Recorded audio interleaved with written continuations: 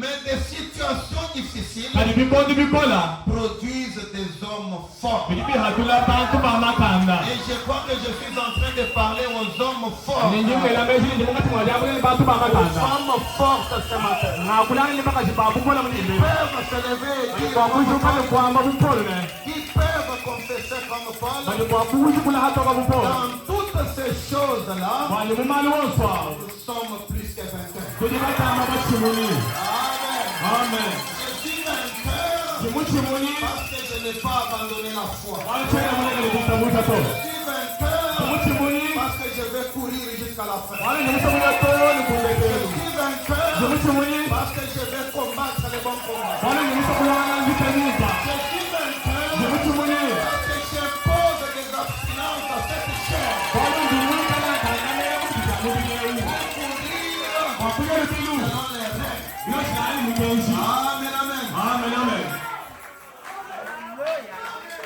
Nous sommes plus que vainqueurs.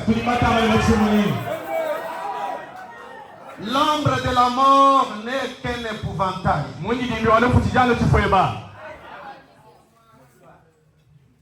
On m'a dit que quand vous voyez l'ombre, cela veut dire qu'il y a un petit pourcentage de lumière. Et Christ, il est la lumière du monde. Et quand nous voyons l'ombre de la mort,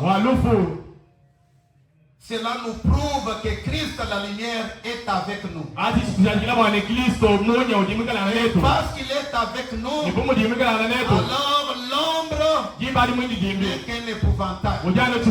Quelque chose que le diable utilise pour nous effrayer, dissuader, afin que nous puissions abandonner. Mais dans toutes ces choses-là, nous sommes plus que vainqueurs.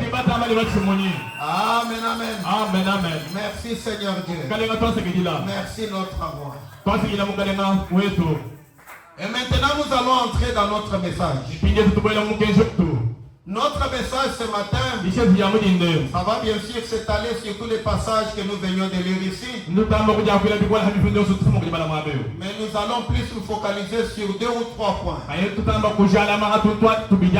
nos 2 ou 3 points, nous allons les tirer de notre passage principal, qui est 2 Timothée chapitre 3. Remarquez que l'apôtre Paul, après avoir parlé des temps difficiles, il dit 2 ou 3 choses à Timothée. Il lui dit, mais toi, éloigne-toi de ces hommes-là. Je ne crois pas que Paul était en train de dire à Timothée que quand tu vas croiser des gens qui sont tombés dans l'apostasie, quand tu vas croiser les gens qui ont abandonné la foi, ne les salue pas, ne parle pas avec eux, ne parle pas les visiter. Je ne crois pas que c'est ça qu'il voulait dire. Éloigne-toi de ces hommes-là, ou détourne-toi de ces hommes-là. Ça voulait dire, ne suis pas les mêmes voies que eux. Reste fidèle à la parole de Dieu. Ayez une qualité de vie différente de tous ces gens-là. C'est vrai, tu vas être minoritaire. Parce que l'apôtre Paul, en disant, les gens seront. Ce qui veut dire, c'est la majorité. Et toi, même minoritaire, détourne-toi d'eux. Et là où ils sont égoïstes, sois généreux. Là où ils sont calomniateurs, sois honnête. Là où ils ont l'amour de l'argent, place Dieu avant toute chose. Et Dieu occupe la première place dans ta vie. Et les affaires de Dieu occupent la première place dans ta vie. Là où ils sont injurieux vis-à-vis vis-à-vis de Dieu, doit respecter les choses de Dieu. Respecte les hommes de Dieu. Respecte Dieu. Donne à Dieu la première place. Ne fais pas comme eux. Une qualité de vie. Et ça, c'est le premier point. Mais qui va être le deuxième? Parce que cette qualité de vie doit être précédée par quelque chose d'autre que Paul va mentionner ici en bas. Amen. Amen. Merci Seigneur. Et à partir du verset 10, l'apôtre Paul dit: pour toi, tu as suivi de près mon enseignement. Là, l'apôtre Paul commence à donner le modèle. Tu as suivi. Il dit quoi? Il dit: tu as suivi de près mon enseignement. Timothée, tu as suivi de près ma conduite. Mes résolutions. Ma foi en moi, Paul. Ma douceur. Ma charité. Et ce que j'aime le plus, ma constance. Mes persécutions. La persécution. Une persécution, ça veut dire un importunement contenu. On vous importune continuellement. Quelqu'un qui n'a même pas le droit de le faire, il le fait, pas une fois, continuellement. Et vous, comme une brebis, vous laissez vos droits être bafoués. C'est ce que Paul entendait par mes persécutions. Amen, amen. Amen. N'ai-je pas, il dit, mes persécutions, mes souffrances. À quelle souffrance n'ai-je pas été exposé à Antioche, à Icône, à Lystre? Quelle persécution n'ai-je pas supporté? Et le Seigneur m'a délivré. Timothée, regarde à moi, vois en moi un modèle.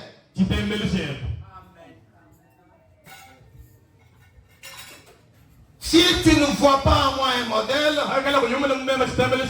sache qu'au jugement, le film sera rejoué.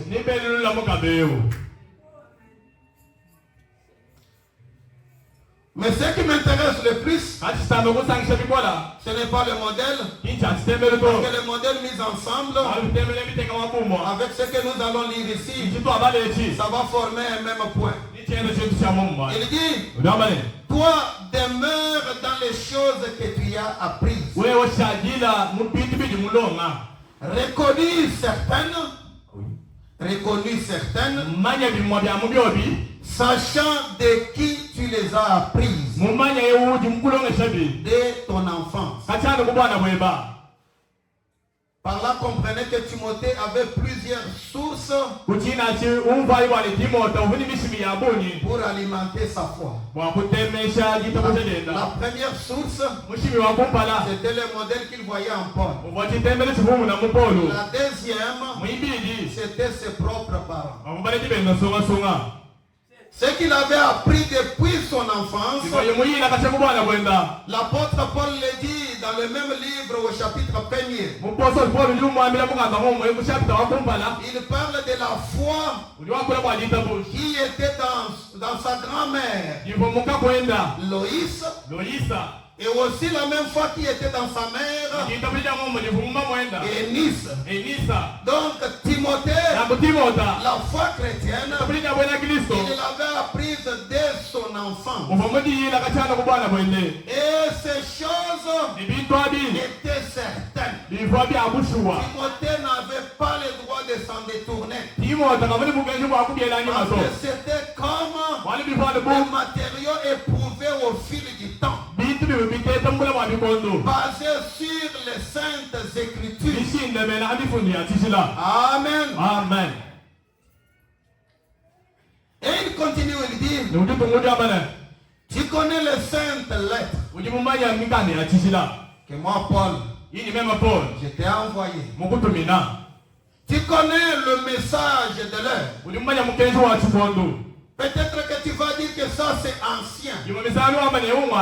Dans ton âge ici, je t'ai envoyé des lettres. Je t'ai enregistré des bandes.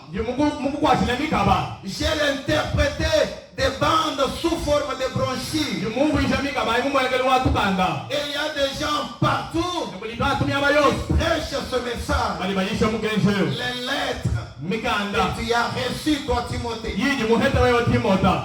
Amen. Amen. Des choses reconnues certaines. Il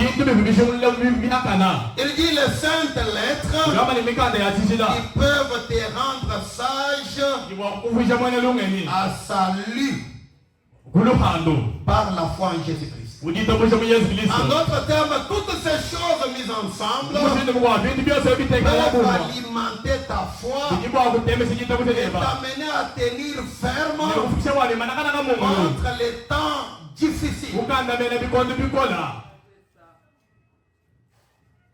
En d'autres termes, Dieu t'a équipé. Il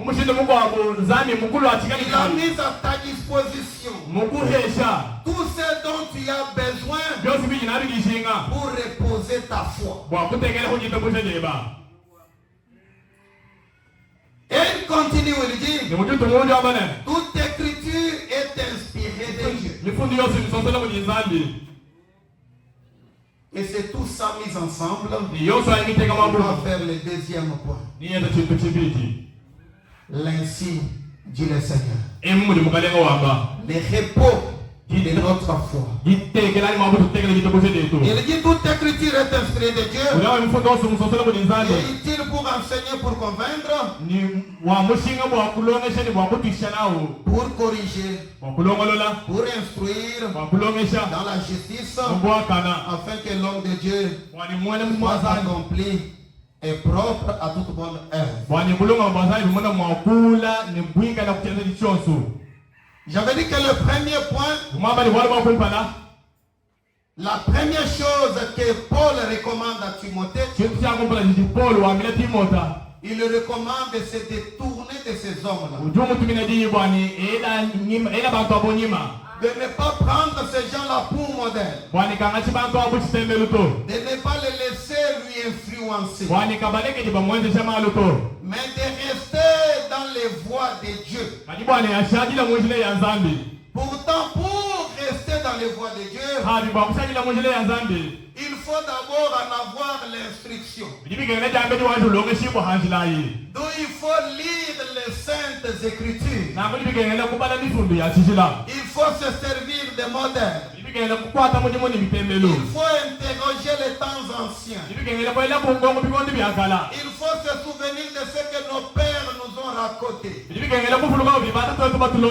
Dans la Bible, les enfants d'Israël, même quand ils avaient péché et que Dieu décidait de les châtier, ils avaient une pratique qu'ils avaient l'habitude de faire. Quand ils voulaient retourner à Dieu, ils avaient une certaine formule. Ils commençaient par lui rappeler les victoires obtenues dans le passé grâce à ces dieux-là.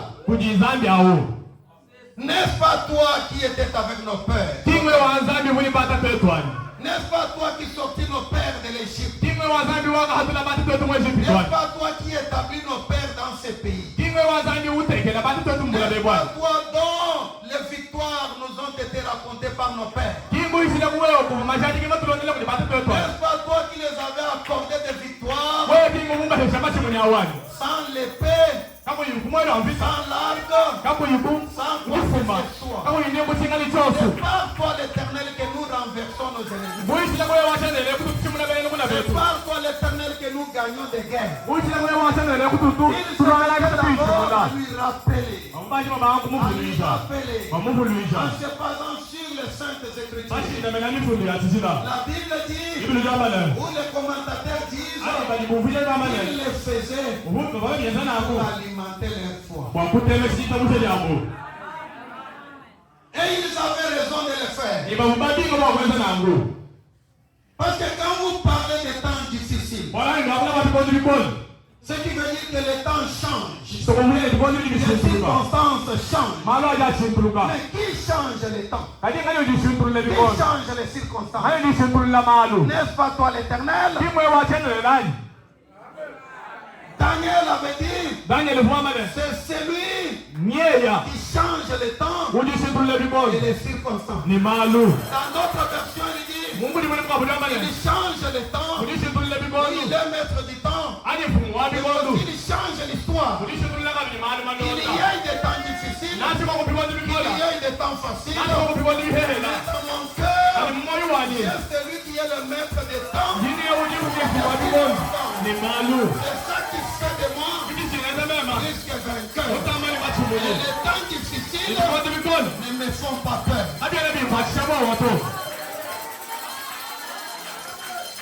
Les temps difficiles ne me font pas peur. Timothée, souviens-toi des saintes lettres. Toute écriture est inspirée. Retourne dans l'histoire. Interroge les temps anciens. Tu vas tenir pendant les temps difficiles. Dans Isaïe chapitre 44, ou plutôt 41, nous venons de lire. La Bible dit que, elle dit que qui a fait exécuter ces choses? Le monde a été créé par qui? Les cieux ont été suspendus par qui? La terre a été fondée par qui? Amen. Amen. Qui a fait exécuter ces choses? C'est celui qui a appelé les générations dès les commencements. Quand Paul parlait, il parlait comme si il voulait annoncer une génération qui va abandonner la foi. Et cela a amené des temps difficiles. Qui a appelé les générations dès les commencements? Il dit que c'est moi l'Éternel, le premier et le même jusqu'aux dernières générations. Timothée, appuie-toi dessus. Je m'adresse à un Timothée ce matin. Je m'adresse à une Timothée. Je dis Timothée, appuie ta foi sur les saintes écritures. Elles ne mentent pas. Mais elles ont été écrites pour alimenter ta foi dans les temps difficiles. Pour te dire que s'il l'avait fait dans notre génération, et qu'il reste le même Dieu, il va aussi le faire dans cette génération. S'il avait rendu Paul, malgré les persécutions, malgré les souffrances, malgré la mort, malgré la famille, s'il avait rendu Paul plus que vainqueur, à cause de lui qu'il avait aimé, il me rendra aussi vainqueur. Il me rendra aussi vainqueur. Alors n'ayez pas peur. Ne recule devant rien. Conscience, il reste le même. Merci Seigneur. Voilà me dit ceci. Dans la prédication intitulée Allez réveiller Jésus. Amen. Amen. Allez réveiller Jésus. Il dit quelque chose là-bas qui va alimenter notre foi. Timothée, les saintes écritures. Josué, médite le livre de vie jour et nuit. Quand tu gardes les souvenirs de ce qu'il a déjà accompli dans le passé, cela va exciter ta foi à croire qu'il peut délivrer encore. Aujourd'hui. Jésus paragraphe 27. Allez réveiller Jésus du 3 novembre 1963.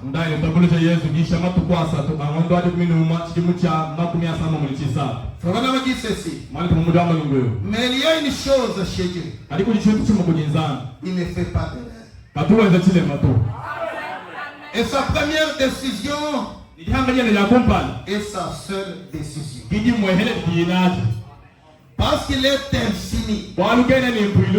Et pour être infini, il faut la perfection multipliée par la perfection. Plus la perfection. Et la perfection, c'est l'infini. Il savait toutes choses dès le commencement.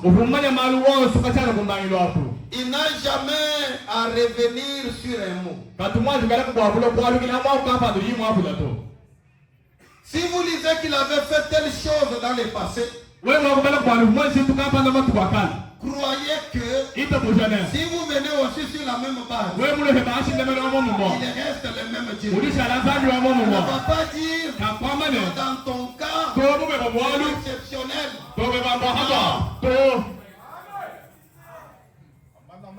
Pendant des temps difficiles, pendant que les autres femmes faisaient les ristournes de leurs enfants, mange le mien aujourd'hui, je vais aussi manger le tien demain. La veuve de Zarepta, elle avait compris que le Dieu qui donne des temps difficiles, le Dieu qui permet qu'il y ait des crises généralisées, il est aussi spécialiste pour donner des solutions spécialisées. Mais madame, c'est partout en Israël, il ne plaît pas. Je t'entends crier tout le temps, tu pries pour que Dieu puisse te donner la routine. Il va te donner comment? Le roi lui-même n'en a pas. Mais toi tu vas faire comment? On pouvait lui raconter et dire, tu sais, tu te rappelles l'histoire là, ces deux femmes là qui avaient fait les ristournes de leurs enfants. Tu sais, il n'y a rien à faire. Mais frère me dit, plus l'épaule s'est vidée, plus il y avait quelque chose qui lui disait, c'est lui qui pouvait créer un bélier de manière inattendue, de manière inhabituelle, sur une montagne où on ne pouvait jamais trouver de béliers. Il est capable de pourvoir à ma nourriture pendant ce temps de sécheresse. Il est le maître des temps de cycle. Les temps changent, il ne change pas.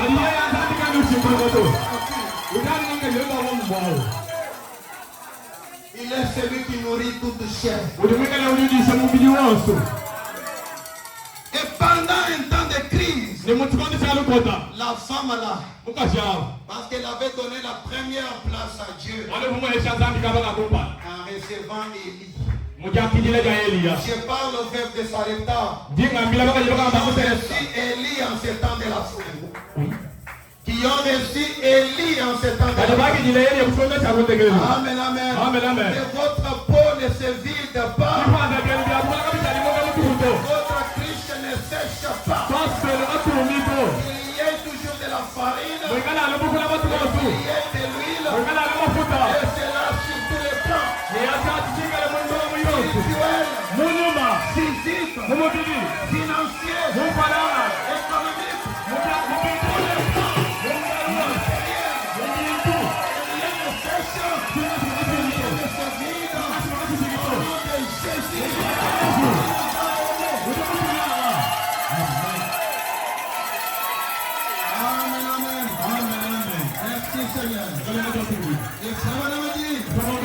Il n'a jamais à revenir sur un mot. Il n'a jamais rien à améliorer. Parce que sa première décision est la seule qui puisse être prise. Il n'augmente pas son savoir. Il ne devient pas plus intelligent. Comme nous prétendons le faire. Mais dès le départ, il est parfait. Ainsi donc, chaque fois que nous lisons quoi que ce soit dans la Bible, ce que nous croyons fermement être la parole de Dieu, une fois que nous lisons cela, notre âme peut se reposer là-dessus. Je pense que nous commençons à comprendre pourquoi Paul recommandait à Timothée de considérer les Saintes Écritures pendant les temps difficiles. Amen, amen. Il dit, Dieu ne peut jamais changer cela.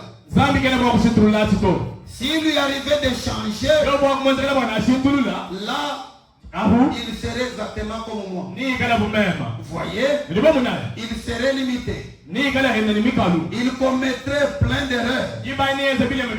Mais il n'est pas limité. Il est infini. Et il ne peut pas commettre d'erreurs. Par conséquent, quand la première personne est venue le voir, pour le problème que vous avez ce soir, moi je dirais pour le problème que vous avez ce matin, si c'était au sujet de son salut, le plan que Dieu avait établi pour sauver cet homme, c'est le même plan qu'il a pour vous sauver. Il n'a pas un autre. C'est le même plan. Amen, amen. Merci Seigneur. Alors il continue, il dit, il avait un seul plan. C'était par le sang versé. Si un homme vient le voir au sujet d'une maladie, s'il guérit cet homme sur une certaine base, il est tenu de toujours faire la même chose.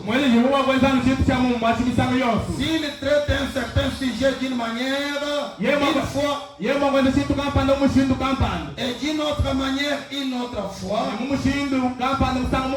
alors on ne saurait pas comment l'aborder. Mais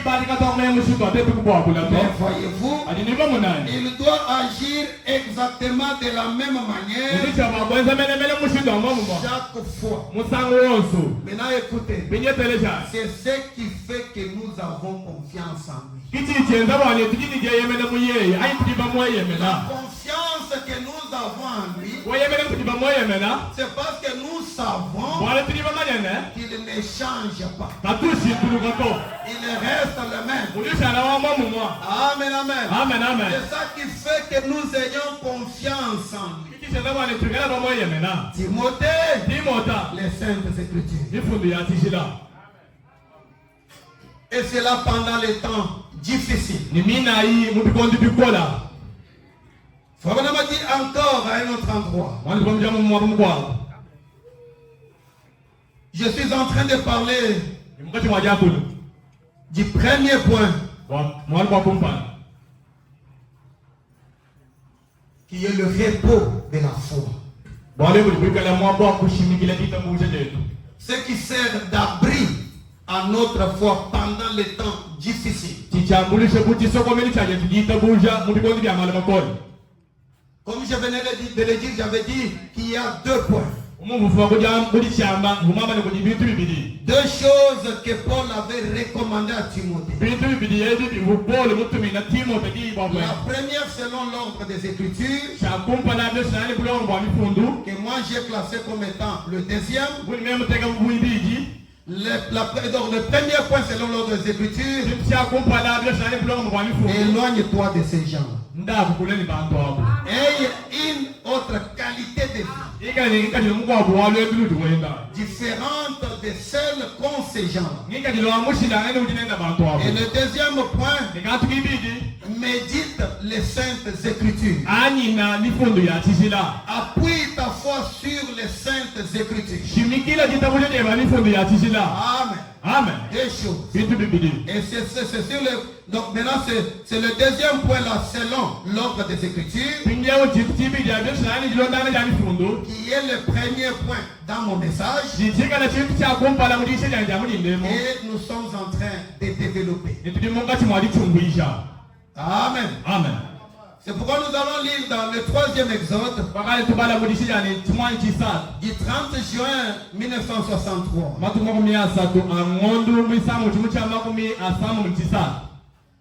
Le 3e Exode du 30 juin 1963.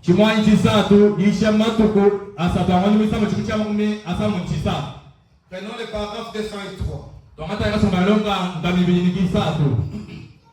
Voilà me dit ceci, veuillez m'excuser.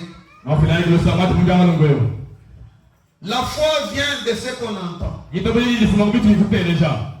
Et ce qu'on entend vient de la parole de Dieu. Une activité spirituelle. Chaque fois que les portes de l'église sont ouvertes, on est là. Pour écouter la parole. Et c'est ça qui donne la foi. Amen. Amen. Il dit, dites-moi donc qu'un homme peut dire quelque chose contraire à ça. Et dire que c'est la parole de Dieu. Alors que les cieux et la terre passeront, mais cette parole ne passera point. Il dit au paragraphe 204, la foi trouve en la parole son sanctuaire de repos.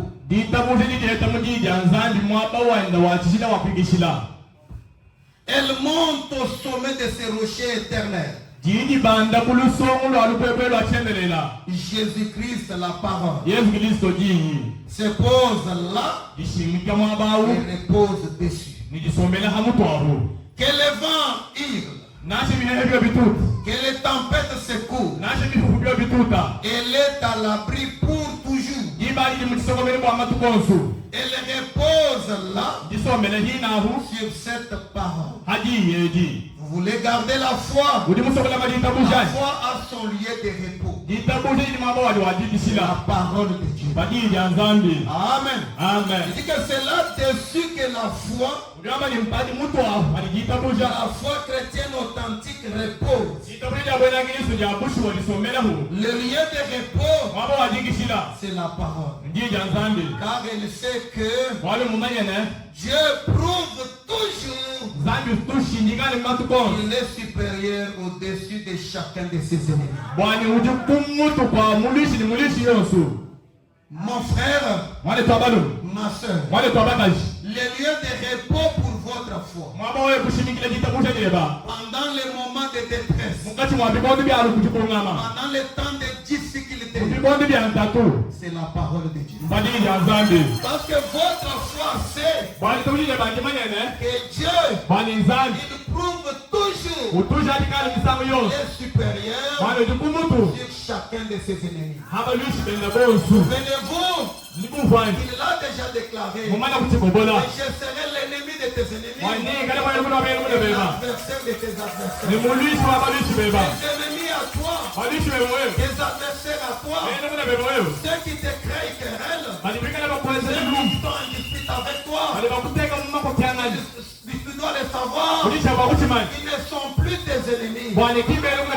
sont les ennemis de Dieu. Et Dieu prouve toujours les supérieurs au-dessus de chacun de ses ennemis. Amen. Amen. Peu importe à quel point ça semble grave, à quel point l'ennemi est entré, et à quel point vous semblez vaincu. Quand on vous regarde, tous les symptômes, les circonstances prouvent que vous êtes vaincu. Même quand vous semblez être vaincu, la foi qui a trouvé son lieu de repos sur la parole vous dira toujours que vous êtes plus que vaincu. Parce que Dieu va prouver les supérieurs de chacun de ses ennemis. Amen. Amen. Alors il continue de dire, maintenant, vous les malades, oh, comme j'aimerais bien faire comprendre ça. Quand vous saisissez cette foi et vous croyez que vous allez être guéri, toutes les circonstances, tout le reste, tous les signes, tous les symptômes peuvent indiquer que vous mourrez. Vous ne bougerez pas. Son lieu de repos est dans le sanctuaire de la parole de Dieu. Dans la foi authentique s'établit, pas un faux semblant. La foi, pas l'espérance. L'espérance est ici à l'extérieur et l'espère être à l'intérieur. La foi est déjà à l'intérieur. Elle regarde à l'extérieur et dit, c'est accompli. Est-ce que quelqu'un peut dire avec moi, c'est accompli? C'est accompli. L'œuvre est achevée. Christ m'a déjà guéri. Christ m'a déjà sauvé. Amen, amen. C'est accompli. Et là, à l'intérieur, elle regarde les circonstances à l'extérieur. Et elle dit, c'est accompli. Ça va marcher. Ça va aller. Tout va bien. Madame, comment va-t-il? Tout va bien. Amen, amen. Tout va bien.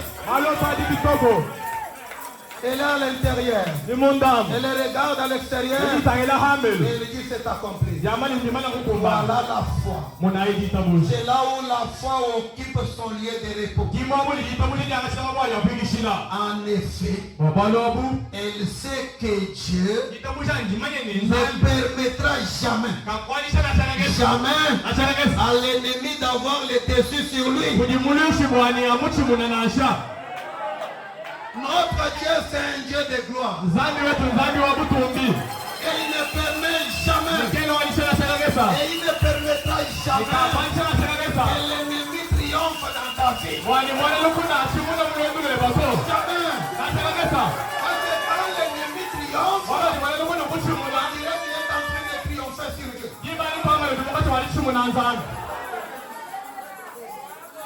Vous savez, il y a un élément que beaucoup d'entre nous, on n'a pas encore bien compris. Mais que nos ancêtres, eux, nos ancêtres dans la foi, semblaient avoir compris. Malgré que la Bible nous dit clairement que nous ne luttons pas contre la chair et le sang, mais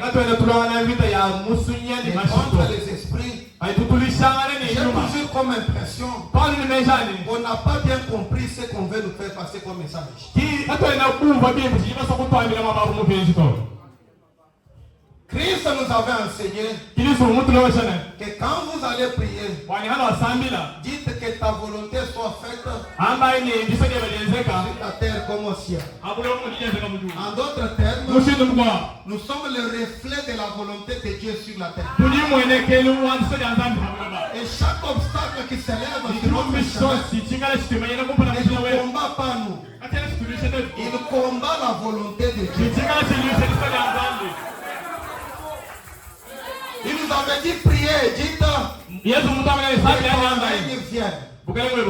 Ce règne-là n'était pas le règne du temps de la fin. Je veux dire du jour de la fin. Mais le règne d'un homme qui devient un tabernacle vivant dans lequel le grand roi, le Dieu vivant, peut habiter et régner sur la terre. Et quand il y a une opposition qui s'élève contre cela, l'opposition n'est pas contre toi, c'est contre ce Dieu-là. C'est pourquoi chaque fois que les enfants d'Israël allaient en guerre, ils portaient l'arche. En d'autres termes, ils ne comptaient pas sur les épées, ils ne comptaient pas sur les armes, ils comptaient sur l'arche, qui était la parole de Dieu. Et même quand les ennemis des foi remportaient la victoire sur eux, remarquez que la première fois, avec Samson, ils célébraient. Et Fabana m'a dit, il célébrait la victoire du Dieu poisson sur le serviteur de Jéhovah. À d'autres endroits, il dit sur les promesses de Dieu. C'est-à-dire, quand il y a des armées qui se battent, ce n'est pas des armées physiques qui se battent. C'est des dieux qui se battent. Et les dieux qui perdent, c'est un groupe qui n'est pas Dieu. C'est-à-dire que si vous vous perdez, quand vous portez le nom de Dieu, d'une autre manière, c'est Dieu qui aurait perdu. Remarquez que quand les Philistins avaient remporté la victoire sur les enfants d'Israël et qu'ils avaient ravi l'arche, où est-ce qu'ils étaient allés placer ça? Dans la présence de leur Dieu. Pour dire que notre Dieu, le Dieu d'Agon, a eu la victoire sur le Dieu d'Israël, l'arche de l'Éternel. Mais gloire soit rendue à Dieu, il n'y a pas d'autre Dieu en dehors de notre Dieu. La Bible dit que quand on avait placé l'arche là-bas, le Dieu d'Agon s'était incliné. Nous avons un Dieu qui ne peut pas être emprisonné. Nous avons un Dieu qui ne veut pas être pris en captivité. Nous avons un Dieu qui est le Dieu des dieux. Et le combat que nous combattons n'est pas entre nous et les diables. C'est entre lui et les diables. C'est pourquoi Élisée pouvait dire, ceux qui sont avec nous sont en plus grand nombre que ceux qui sont avec eux. Il n'a pas dit que eux, que ceux qui sont avec eux. En d'autres termes, avant que cette armée physique ne puisse nous vaincre, il faut d'abord que leur armée spirituelle puisse vaincre notre armée spirituelle. Mais quand je regarde avec les yeux de la foi, je vois que notre armée à nous, elle est en plus grand nombre que leur armée à eux. Amen, amen, amen. L'apôtre Jean lui dit que celui qui est en nous est plus grand que celui qui est dans le monde.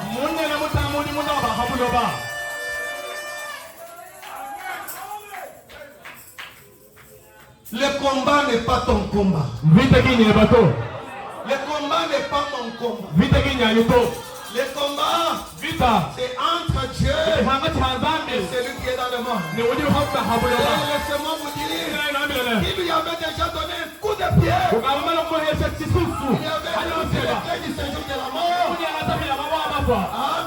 Amen, amen. Et qu'il est à jamais victorieux sur lui. Même la mort ne représente plus un danger pour nous. Parce que la mort n'a plus sa force. Christ l'a déjà dépouillé. Nous sommes victorieux ce matin. Notre honte, c'est la honte de Dieu. Parce que nous portons son nom. Amen, amen. Nous portons son nom. Merci Seigneur. Pourquoi la foi, il dit que Dieu ne permettra jamais à l'ennemi d'avoir le dessus sur lui. Quand la maladie a le dessus sur toi, cela veut dire qu'elle a le dessus sur Dieu. Dieu ne permettra jamais ça. Amen, amen. Non pas qu'il ne permettra pas, mais qu'il n'a pas permis. Amen. Merci Seigneur. Gloire soit rendue à notre Dieu. Oh là là là là. Dieu est bon. Est-ce que nous pouvons dire Amen? Est-ce que nous pouvons dire Alléluia? Sois ainsi. Parce que notre Dieu, il est celui qui est au contrôle. Il contrôle tout. Amen, amen.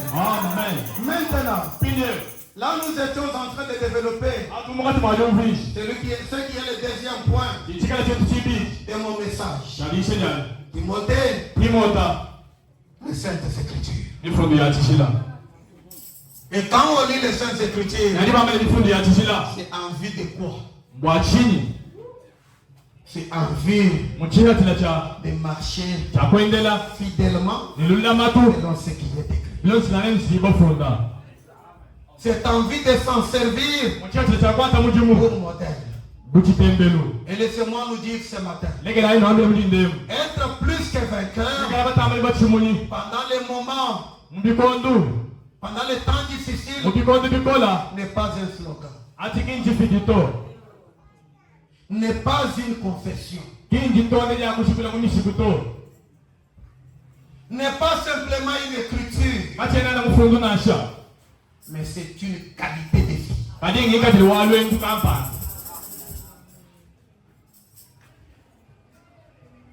Être plus que vainqueur pendant les temps difficiles est une qualité de vie. Une vie de tous les jours.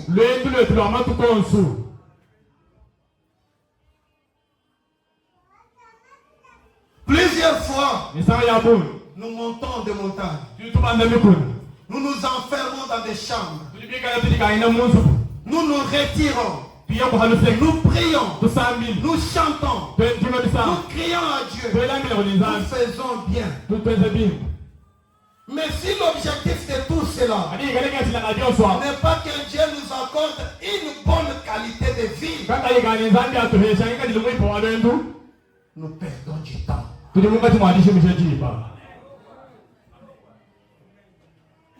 Parce que tout ce que nous demandons là, ce sont les conséquences d'une certaine qualité de vie.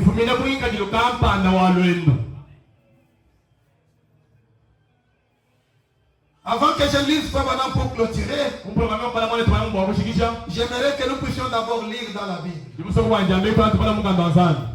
La Bible ne dit pas l'ange de l'Éternel campe autour de ceux qui prient beaucoup. La Bible ne dit pas l'ange de l'Éternel campe autour de ceux qui chantent beaucoup. Chanter c'est bien. Prier c'est bien. Mais l'ange de l'Éternel campe autour de ceux qui craignent son nom.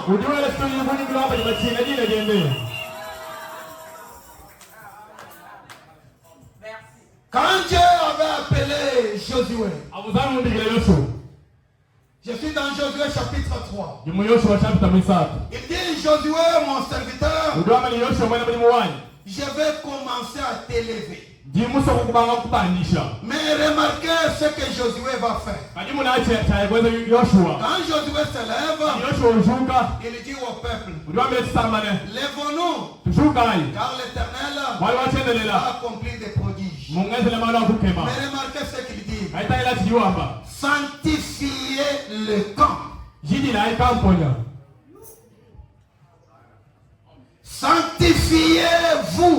Les gens que Dieu commence à élever, ce sont des gens qui savent se sanctifier.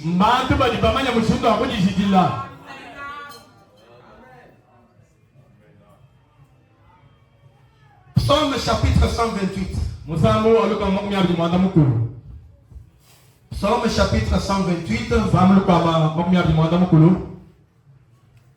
Nous allons prendre à partir du verset 1er. C'est déjà le dernier point. La Bible dit cantique des degrés.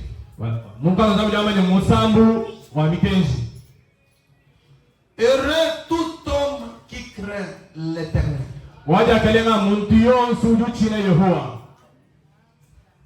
qui marche dans ses voies.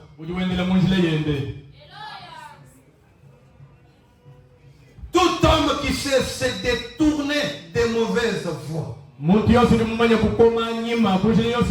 et marcher dans les voies de l'Éternel, cet homme-là, automatiquement, c'est un homme heureux.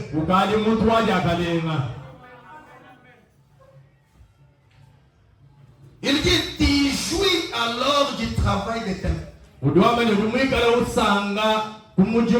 Tu es heureux, tu prospères. Qui est cet homme-là? Qui du travail de ses mains. Parce que nous pouvons être beaucoup qui travaillons, mais profiter de son travail, ça c'est autre chose. Et quand je parle de profiter de son travail, ne relativisez pas. Ne relativisez pas. Parce que ce n'est pas de la blague. La Bible dit que cette année-là, Isaac s'aima et il récolta au centuple.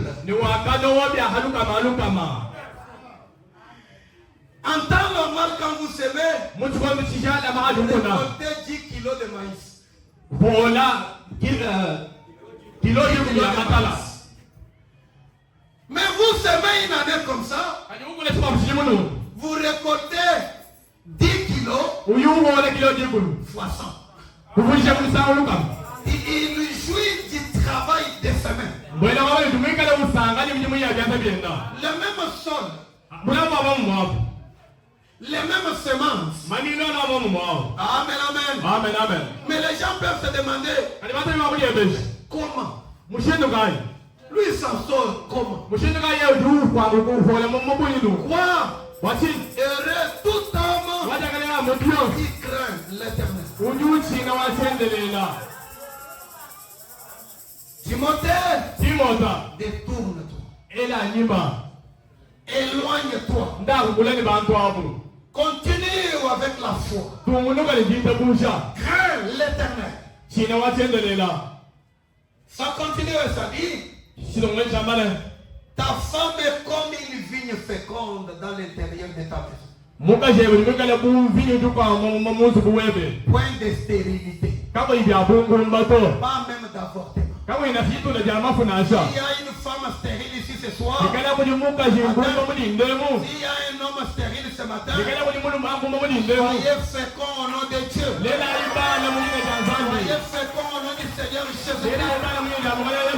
Parce que ce matin, vous faites maintenant partie des hommes et des femmes qui craignent l'Éternel. l'Éternel.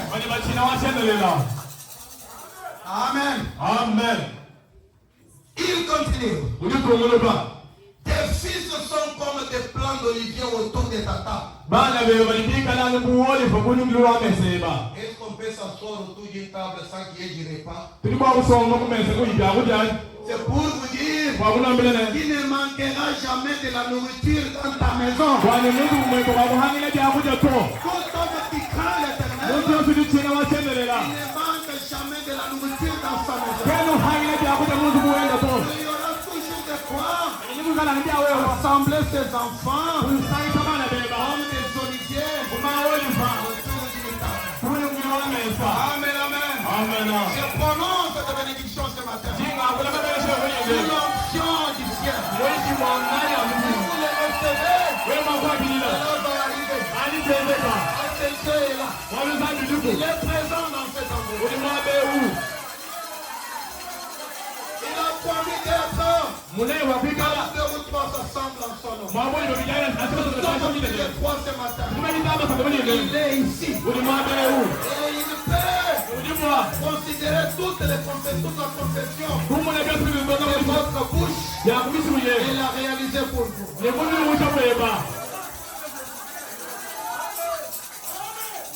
Il dit c'est ainsi que bénit l'homme qui craint Dieu. L'Éternel te bénira de Sion. Tu verras le bonheur de Jérusalem. Pas seulement aujourd'hui, pas seulement demain, mais tous les jours de ta vie.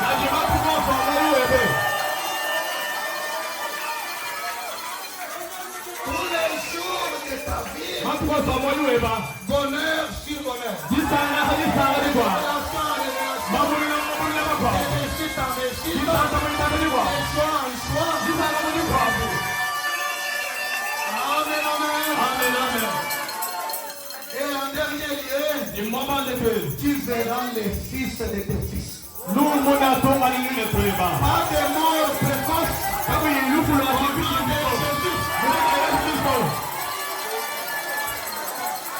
Pas de mort précoce. La foi dit non ce matin. La foi dit non à la mort précoce. La foi dit non à enterrer ses enfants. Il ne va pas enterrer tes enfants. Mais quand tu seras rassasié des jours, ce sont eux qui vont t'enterrer. Parce que Dieu te l'a promis. Il a dit, tu verras les fils de tes fils. Pas les fils de tes filles. Tes fils. Amen. Tu as sorti à Dieu. Est-ce que tu vas dire Amen? Tu vas dire c'est la vérité. Amen. Tu as sorti à Dieu. Timothée, détourne-toi.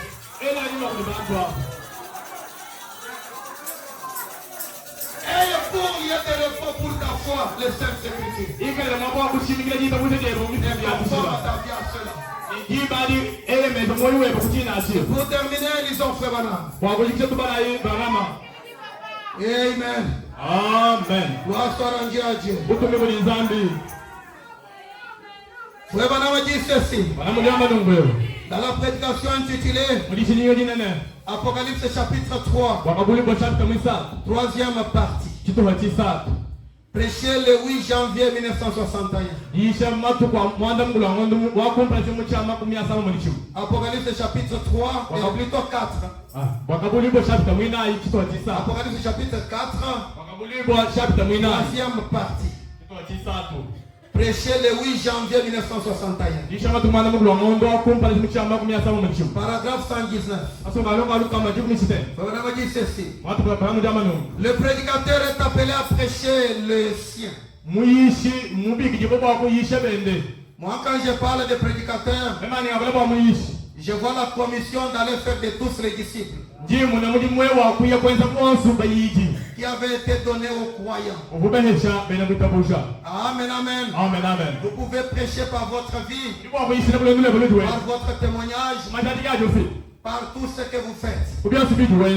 Amen, amen. Amen, amen. Alors il dit, si vous ne pouvez pas le vivre, alors cessez de le prêcher. Mais vous êtes censé vivre vos sermons.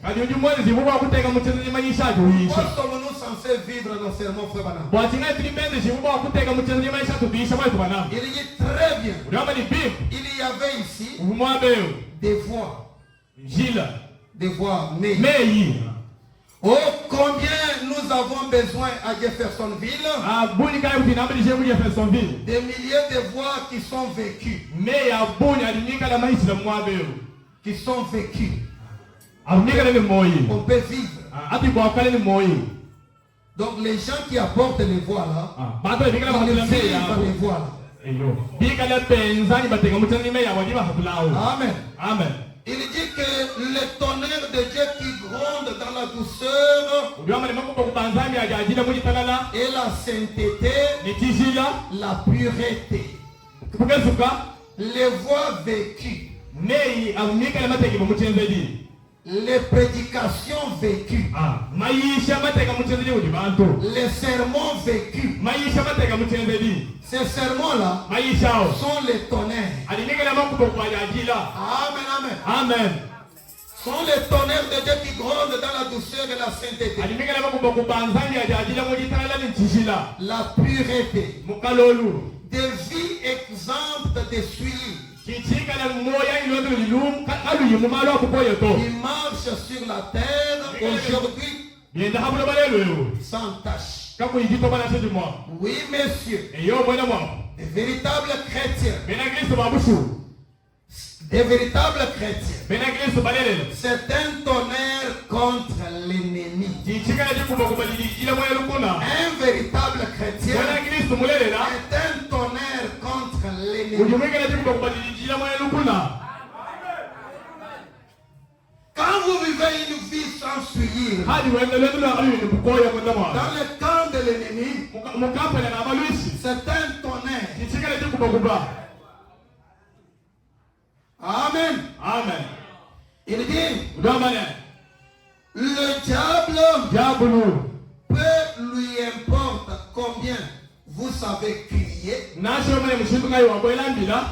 Le diable peu lui importe combien vous pouvez sauter ou faire ceci ou pousser des cris. Crier, c'est bien. Sauter, c'est bien. Prier même, c'est bien. Et tout cela, le diable, ça lui dit rien. C'est pourquoi vous pouvez voir d'autres personnes. Ils prient. Ils gênent. Ils font ceci. Ils font cela. Mais sont toujours vaincus. C'est qu'il y a quelque chose qui manque. Une qualité de vie. Notre victoire, c'est la qualité de vie. Amen, amen. Et frère Branham dit, mais ce qui fait mal au diable, c'est de voir une vie sanctifiée. Une vie sainte. Consacré à Dieu. Dites à cette personne qui mène une vie sainte tout ce que vous voulez. Traitez-le de tout ce que vous voulez. Il reste tout est possible. Tout est possible. Et avance tout simplement. Oh là là. C'est ça. Il dit ça le fait tomber à la renverse. Voilà le tonnerre qui fait trembler le diable. Le tonnerre qui fait trembler le diable. Le tonnerre qui fait de vous plus que vainqueur. C'est une vie consacrée. C'est une vie sanctifiée. Et quelqu'un va me dire ce matin, mais comment l'obtenir? C'est la présence de Dieu qui sanctifie. Et je crois que Dieu est au milieu de nous ce matin. Il daigne vous sanctifier. Il daigne vous accomplir de sa crainte. Il daigne vous accorder la crainte de son nom. Il daigne vous accorder une vie consacrée. Il daigne vous accorder une vie sanctifiée. Pour que vous soyez toujours victorieux. Et plus que vainqueur. Pendant tous les temps difficiles. Pendant les persécutions. Pendant les épreuves. Pendant les maladies. Que vous soyez plus que vainqueur. Au nom de celui qui vous a aimé. Que le Seigneur Dieu vous bénisse.